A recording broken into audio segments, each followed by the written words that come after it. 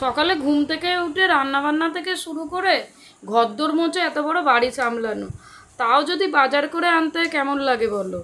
আজকে একদম বাজারপত্র সব শেষ হয়ে গেছে, বাজার আনার কোনো নামগন্ধ নেই। ওই জন্য বাধ্য হয়ে সমস্ত কাজ সেরে হাঁপাতে হাঁপাতে ছুটতে হবে। এবার মনে হচ্ছে বাজারেতে, না হলে কালকে আর খাওয়া দাওয়া হবে না। হ্যালো বন্ধুরা, good morning. Papai Sonai lifestyle ব্লগে তোমাদের অনেক স্বাগতম আর অনেক ভালোবাসা জানিয়ে আজকের ব্লগটা শুরু করছি। আজকে 17 জুলাই বুধবার, আর এখন বাজে সকাল 8টা। মানে হপ্তার বাজার আনা হয়েছিল, হপ্তার বাজার শেষ হয়ে গেছে। বাজারপত্র কিচ্ছু নেই ঘর ধরে। আর তোমাদের দাদা আনারও নাম করছে না। কেমন লাগে বলো, সকালে বেরিয়ে যায় আর রাত্রে ঢোকে। দুবেলা তিনবেলা নিজের খাবারটা ঠিক খেয়ে নিচ্ছে, কিন্তু এতগুলো লোকের পাতে যে কী দেবো তার নেই ঠিক। বাড়িতে যে রান্না করে আর যে খাবার ভাগ করে তারই মাথা ফাটে সব সময়। আর মানে বাড়িতে থেকে সারা সংসারটা মেনটেন করে। কি আর করা যাবে, বাজার দোকান তো মনে হচ্ছে করবে না, আর করতে পারেও না। দেখি রান্নাবান্না করে আজকে ইচ্ছে আছে যদি বাজারটায় যাওয়া যায়। ওদিকে তোমাদের সঙ্গে কথা বলতে বলতে একদিকে ভাত হয়ে গেল, আর ডালটা সেদ্ধ বসিয়েছি, পাঁপড় ভাজা হয়ে গেছে, আর এদিকে পটলের ঝাল করছি। মানে এই হচ্ছে রান্না বান্না আজকে। আর 3-4টে ডিম ছিল, সেদ্ধ বসিয়েছি। বাজার দোকান না থাকলে যেন আমার মাথায় আকাশ ভেঙে পড়ে। মাছ বাজার, কাঁচা বাজার, শাক সবজি সমস্ত কিছু থাকলে আমার যেমন রান্নার স্পিড বা রান্না করার এনার্জিটা থাকে, যখন বাজার থাকে না মানে কি রান্না করব এনার্জিটাও যেন পাই না। আর বাজারটাও যেতে হবে জানো, তোমাদের দাদা তো বাজার যেতে চায় না, বাজার পারেও না করতে। ধরো চচ্চড়িতে যে সমস্ত আনাজপত্র বা শুক্তোয় যে সমস্ত আনাজপত্রের জোগাড় লাগবে, একটা জিনিস আনলো বাকি আনলো না। এইসব বলতে গেলে সংসারে লেগে যায় ঝগড়া বা অশান্তি। ফালতু সাংসারিক কারণে ঝগড়া অশান্তি করে তো কোনো লাভ নেই। ওর থেকে নিজের কাজটা যতক্ষণে নিজে করে নেবো তত ভালো। আর এখানে আমি খাবার খেতে বসে পড়েছি। বললাম না বাজার বাজার কিছু নেই, মায়ের হাতে তৈরি আচার দিয়ে গরম গরম রুটি খেয়ে নিচ্ছি। খেয়ে দিয়ে দেখি ঘরদোর মুছে যদি পারি। ইচ্ছে তো করছে না, কিন্তু বাজারে না গেলে সংসারের অবস্থা হয়ে যাবে খারাপ। আর আমি একদম পছন্দ করি না।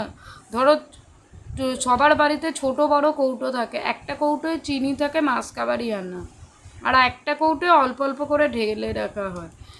ওই যে ছোট কৌটোতে একদম চিনি খেয়ে রেখে দেবে, ঢালবে না, ওটা আমি একদম পছন্দ করি না। তেমন হচ্ছে বাজারও। ধরো বাজার নেই, একটু কষ্ট করে গিয়ে অল্প করে বাজারটা এনে রাখলে হয়। এগুলো তো অলক্ষিত দশা, বলো না। সংসারে মানে সংসারটা এমন মায়ের জিনিস যে নিজের শরীরটাকে শরীর বলি না, শরীরে যতটা নিতে পারে তার বাইরে গিয়ে অনেকটাই করার চেষ্টা করি। তাও হয়তো সংসারে সবাইকে স্যাটিসফাইড করা যায় না, কারণ একটা মানুষ তো সব ক্ষেত্রে ভালো হয় না বা সবার কাছে ভালো হতে পারে না। কী আর করা যাবে, কিন্তু তোমাকে কে ভালো বলছে কে খারাপ বলছে তা ভেবে লাভ নেই। তোমাকে কিন্তু নিজের কর্ম করতে হবে, কর্মতেই মানুষের পরিচয় যাকে বলে। তুমি তাতে নিজের কাছে বা নিজের আত্মার কাছে তুমি পরিষ্কার থাকবে যে আমি কিন্তু আমার কর্ম করে যাচ্ছি। কর্ম করে যাও, ফলের আশা করো না। ওদিকে আমার রান্নাবান্না কমপ্লিট, বাসন মাজা কমপ্লিট, আর এই যে চা করে দিয়ে আসি। একবার হয়ে গেছে, আর একবার হলো। চা কি আমার পেছনে ছাড়বে বলো না। আর এই দেখো গ্যাসটাও ধুয়ে মুছে পরিষ্কার করে নিচ্ছি আমার দ্বারা যতটা সম্ভব ততটা। সকাল থেকে উঠে কাজকর্ম করতে করতে আমিও কিন্তু অনেকটাই ক্লান্ত হয়ে পড়েছি। কিন্তু ক্লান্ত হয়ে পড়েছি বললে তো হবে না, 10-15 মিনিট বসে রেস্ট নিয়ে বাজার যেতেই হবে। বাজারে না গেলে আজকে অবস্থা খুব খারাপ। বাসনপত্র মেজে যেই কাজটা একদম করতে ইচ্ছে করে না, কিন্তু না করলে জিনিসগুলো থাকে অগোছালো, তা হচ্ছে তাকে বাসন তুলে দিলাম। আর এই যে তোমাদের দাদা সকালে ছাতু খেয়ে আমাকে উদ্ধার করে চলে গেছে, ছাতু ফেলেছে গাদা, সেটাও আমি নেতা দিয়ে মুছে দিলাম। মানে ছাতু খাবে কোনো দিন একটু হাত বোলায় না জানো। আর এই যে ঘরেরও অবস্থা খারাপ, চা বিস্কুট খেয়ে গেছেন, বিস্কুটের গুঁড়োতে একদম ভর্তি। বললাম না কাজের শেষ নেই আমার। আর এই দেখো এদিকে বিছানাও পরিষ্কার করে নিচ্ছি। এত কাজ করতে করতে এক এক সময় খুব বিরক্ত লাগে। সবসময় তো মানুষের মন মেজাজ বা শরীর একরকম থাকে না। আর এই দেখো এ ঘরের বিছানাটা ঝেড়ে ও ঘরে, আর চাদরগুলো নোংরা হয়েছে, দেখি সময় সুযোগ বুঝে কেচে দিতে হবে। মানে হালকা কাজ বলে তো কোনো দিন আমার থাকে না, সব সময় আমার কাজ বেশি। কী আর করাবে, তার মধ্যে দিয়েও সময় সুযোগ বুঝে এক ফাঁকে কাজগুলো কমপ্লিট করতে হবে এক এক করে। মানে এক্সট্রা যে কাজগুলো আছে অল্প অল্প করে করে নিতে হবে। আর এদিকে বিছানা ঝাড়া হয়ে গেছে কমপ্লিট, বালিশগুলো দিয়ে দিলাম। চলো এবার চলে যাই সোজা ও ঘরে। এবার ও ঘরে চলে সেই যে দেখো ছেলেটা বেরিয়েছে, পড়ার বইগুলোও তোলেনি। তোমাদের আগের দিনও দেখেছিলাম জামা কাপড় পরে গামছা পরে, বললাম না কাজ আমার পেছন ছাড়বে না, এরা যে আমাকে কীভাবে তার নেই ঠিক। আর চলো ঘরদোরটা মুছে একদম পরিষ্কার করে নিই। মোটামুটি এদিককার কাজ তাহলে কমপ্লিট হয়ে তারপর স্নানটা সারলে মোটামুটি আমার মানে 80% সকালের মতো কাজ কমপ্লিট হয়ে যাবে। ঘরদোরটা মুছে নিই, তারপরে আবার তোমাদের সঙ্গে দেখা হচ্ছে। এই যে স্নান করে চলে এলাম ঘরেতে। মানে এই যে যেটুকু না করলে নয়, মাথা চেড়ে সিঁদুর পরলেই মোটামুটি সাজগোজও কমপ্লিট। এইটুকু সাজগোজই অনেক আমাদের কাছে, বলো না। আর সময় নেই, এই রেডি সেডি হয়ে চলে যেতে হচ্ছে বাজারে। বললাম না বাজারের অবস্থা খুব খারাপ, আর ভালো লাগে না জানো তো। আর বাজার করে আসলে এত পরিমাণে যে শরীরটা খারাপ হয়, অনেকটাই তো বাজার করতে এতগুলো লোকের এক সপ্তাহ, আর সপ্তাহে একদিনই বাজার করি। কারণ হচ্ছে প্রত্যেক দিনে এত কাজকর্ম করে বাজারে যাওয়ার ক্ষমতা আমার নেই। আর এসে আমার শরীরটা দেখে বুঝতে পারছো কি জানি না, প্রচণ্ড টায়ার্ড হয়ে গেছি। মানে মুখ দিয়ে যেন আওয়াজও বেরোচ্ছে না। এই যে দেখো না 3 ব্যাগ বাজার নিয়ে এসেছি।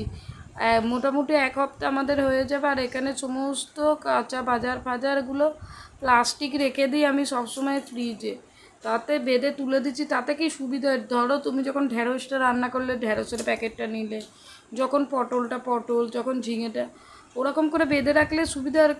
আনাজগুলো না টাটকা তরতাজা মতো থাকে। আর অনেকটাই বাজার করে এসেছি, এখন তো বুঝতে পারিনি, কিন্তু বিকেলের পর থেকে না শরীরটা আজকে খুব খারাপ লাগছিল জানো তো। হয়তো অতটা লোড বয়ে এনেছি বলে। আর এই দেখো না আমার কি শান্তি আছে বলো না। এই যে তোমাদের দাদা ফোন করলো সকালে, বললো কিছু খাবে না, আমি আমাদের মতো রান্না করলাম, আর এখন আবার বলছে এসে খাওয়া দাওয়া করবে। বললাম না কাজকর্ম আমার আর পেছন ছাড়বে না। এই যে ওনার ডালিয়া বসিয়ে দিলাম, ডালিয়ার ভাতই করে দিলাম। এর চেয়ে বেশি সম্ভব নয়। বিউলির ডাল আছে, পাঁপড় আছে, পটলের ঝাল, ডিম সেদ্ধ, ওই দিয়ে মিলিয়ে ঝুলিয়ে খেয়ে নেব। গুড ইভিনিং বন্ধুরা, চলে এসেছি রান্নাঘরে। এখন বাজে 5:30টার মতো, চাটা খাওয়া কমপ্লিট হয়ে গেছে। আর এখানে একটু ঝিঙে আলুর তরকারি বসিয়ে দিচ্ছি। 5 ফোড়ন, কাঁচা লঙ্কা চিড়ে, পেঁয়াজ ফোড়ন দিয়ে আগে নাড়াচাড়া করে নেব। তারপর জিরে, হলুদ, নুন সমস্ত গুঁড়ো দিয়ে নাড়াচাড়া করে সামান্য জল ছিটিয়ে চাপা দিয়ে দেবো। আর ঝিঙে থেকে এমনি জল বেরোয়, যত কম জল দাও না কেন ঝিঙে থেকে জল ছাড়বেই। চলো তাহলে আগে তরকারিটা বসিয়ে দিই। আর শরীরটা একদম ভালো লাগছে না, এত পরিমাণ লোড বওয়া হয়ে গেছে। মানে আজকে খাটুনিটাও খুব হয়েছে। তোমরা ভিডিও দেখে কতটা বুঝতে পারলে কি জানি না, হয়তো আমি ভয়েস দিচ্ছি আমার গলার আওয়াজে বুঝতে পারছো শরীরটা আর ভালো লাগছে না। এই রাত্রে ভয়েস দিচ্ছি, মানে ভয়েসটা দিয়ে শুতে পারলে বাঁচি। কাজ তো করতেই হবে বলো না, শরীর খারাপ হোক আর যাই হোক, খাবার দাবার করতে হবে, সমস্ত কিছু নিজের নিয়ম অনুযায়ী চলবে, শরীর থাকবে শরীরের জায়গায়। ব্যাপারটা হয়ে গেছে এমন। এইদিকে ঝিঙে আলুর তরকারি বসিয়ে দিলাম। আবার তোমাদের দাদা রাত্রেও ডালিয়া খায়, কুকারে ওর ডালিয়াটাও বসিয়ে আটাটা মাখছি।